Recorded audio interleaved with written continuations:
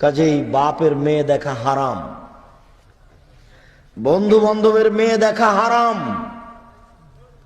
মেয়েকে দেখতে গিয়ে টাকা দেওয়া হারাম, মেয়েকে দেখতে গিয়ে আংটি দেওয়া হারাম, মেয়েকে দেখতে গিয়ে ঘড়ি দেওয়া হারাম, মেয়েকে দেখতে গিয়ে খাওয়ার বিশাল অনুষ্ঠান করা হারাম, ছেলের পিতার দেখা হারাম, ছেলের বন্ধু বান্ধবের দেখা হারাম,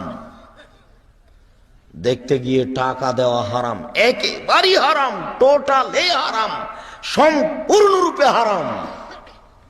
তাকে ঘড়ি দেওয়া হারাম, কোন মেয়েকে দেখে ঘড়ি দিতে হবে এরকম বিধান দুনিয়াতে নেই। তাকে আংটি দেওয়া হারাম। বিবাহ করার পরে তুমি ঘড়ি দাও না 50,000 টাকার একটা,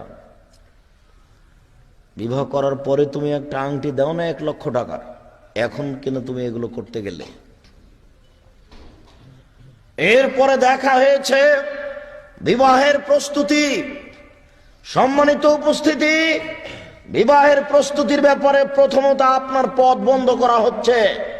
কেন? মেয়ের পিতা ভেবে নিল যে জামাই কিছু না চাক, অন্তত জামাইয়ের জন্য একটা প্যান্ট, একটা টুপি, একটা গেঞ্জি, একটা জামা শার্ট তৈরি করতে হবে। এটা কেন আসলো?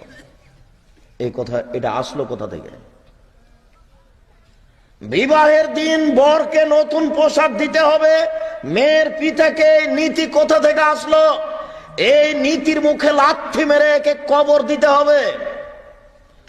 মেয়ের পিতা জামাইয়ের জন্য 1 গ্লাস পানির ব্যবস্থা করবে, এরকম কোন শরীয়তে পথঘাট বোঝা যায় না।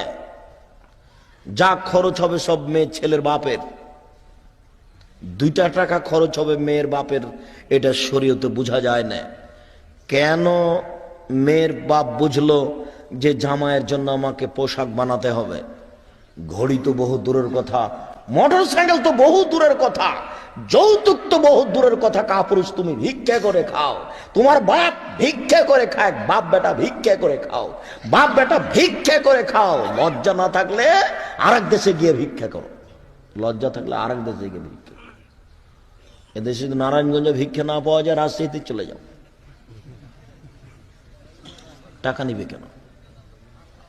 এই নীতিকে কবর দিতে হবে।